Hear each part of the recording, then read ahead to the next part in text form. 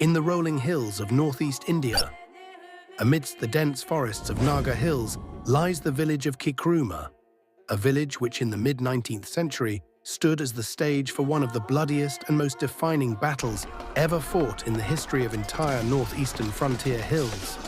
This is the story of the Battle of Kikruma.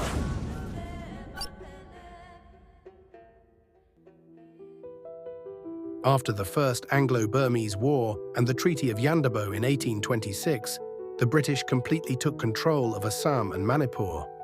But not long, a new political mood would dawn on the Naga hills, one which came to set the stage for colonial incursions into Naga-inhabited uplands. As British expands to control over Assam through military expedition into the forest-clad foothills of Nagaland in 1932, they discovered a huge tea plantation extending great part of the low hills. Drawn by the prospect of profitable tea plantations and trade, they turned their eyes towards the Naga hills, seeking to build a road into Assam.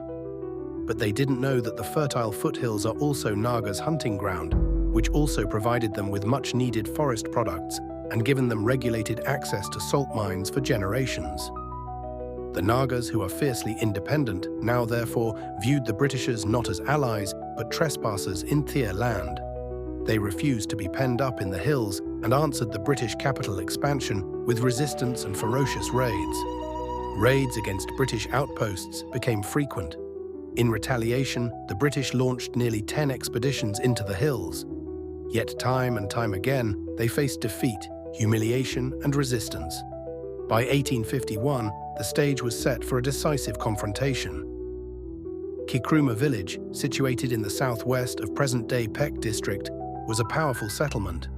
With more than 1,000 households and over 2,000 warriors, Kikruma was feared by its neighbors. Many of its men had taken dozens of heads in battle, and even the mighty Raja Gambhir Singh of Manipur feared them. The village was known by different names. The Chokris called them Fugumi, meaning old village people. The Kejas called them Sumi, meaning the people who lives in the center. And when the British first heard the name at Mao while on their way to the battlefield, they recorded it officially as Kikruma. In early 1851, the British had already established themselves at Mazoma.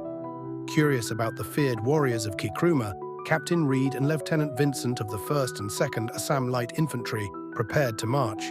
They carried with them 2 3-pounder guns, 2 mortars, and over 100 armed men. At first, Captain Reed hesitated to proceed, citing supply difficulties, but everything changed on the 5th of February. 2 young men from Kikruma arrived, delivering a bold challenge. "Your Sipahis are flesh and blood as we are. We will fight with spears and shields and see who are the best men. Here is a specimen of our weapon." They handed over a spear. The challenge could not be ignored. To retreat would have been seen as cowardice and would be a stain on the honor of the British Empire. So after a careful thinking, Reed resolved to fight. To strengthen his forces, Reed called for Lieutenant Campbell, who mobilized 50 soldiers and, crucially, 800 Naga warriors from neighboring villages, enemies of Kikruma who sought revenge for past raids. On the 9th of February, the combined force marched and camped at Kidima, just 3 kilometers from Kikruma, with the Sedzu River separating them. The warriors of Kikruma was anticipating an attack from the west. They gathered their defenses. Logs and boulders were prepared to crush invaders climbing the steep hillock. But Reed was not to be fooled. He studied and observed their defensive preparations and chose not to attack on that point, as it would be too risky of an attack. Instead, they chose a different path. On the night of February 10th, he encamped below Kazoma village on the bank of Sedzu River, planning to launch the attack from the northern side instead, to catch the Kikrumias off guard, because the northern side of the village was left unprepared and unguarded. On the morning of the 11th of February 1851, the British troops and their Naga allies advanced into Kikruma from the north. The villagers was totally caught off guard and had little time to prepare itself to defend, since they were anticipating the attack from the other side. The British allied Nagas surged ahead. With vengeance in their eyes, they clashed first with the Kikrumia warriors. Among the Kikruma warriors was a hero named Mosuri, who fought valiantly, single-handedly slaying down numbers of enemies. But the tide turned with the arrival of British firepower, a 3-pounder guns, mortars and muskets, weapons the Nagas had never encountered before. The battle raged throughout the day. By evening, around 300 Kikruma warriors lay dead, including Musari. The Assam light infantry forced their way into the village. Despite Captain Reed's objections, the allied Nagas set fire to the settlement. Houses, paddy stores and livelihoods went up in flames. Only 6 houses in the center of the village survived. That night, the British and their allies camped within the ruined village of those huts that's left unburned. But the warriors of Kikruma had not given up. Under the cover of darkness, they launched relentless counterattacks, surrounding the enemy from all sides, without water, without rest. And under constant assault, the British fired their cannons blindly into the night sky, desperate to hold on. To the weary British troops, it seemed as if even the moon and stars had betrayed them. Stretching the already long night into eternity, the dawn just doesn't seem to arrive. Finally, by dawn on the 12th of February, the British began their retreat through the southwestern gate of Kikruma. On their way, they discovered a hidden paddy field where hundreds of women, children and elders had been sheltered during the fighting.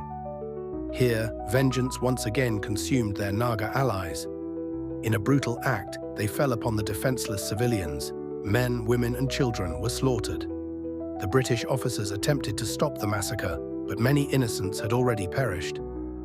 This dark episode was deliberately omitted from official British records, but it lived on in the oral memory of the people.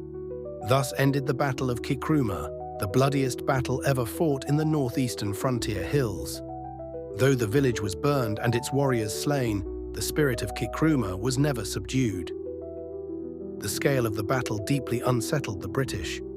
In March 1851, shaken by the cost of the campaign, the British Parliament adopted a policy of non-interference in the Naga Hills. The Nagas continued their raids, free from direct British subjugation for decades to come. The Battle of Kikruma was more than just a clash of arms. It was a clash of worlds, a clash of empire and of independence, of muskets and spears, and of ambition and identity. Though the people of Kikruma suffered, their bravery, courage, and unity became legend, and their story endures. In May 2022, a monolith memorial was erected in Kikruma village, honoring the warriors who fell in 1851.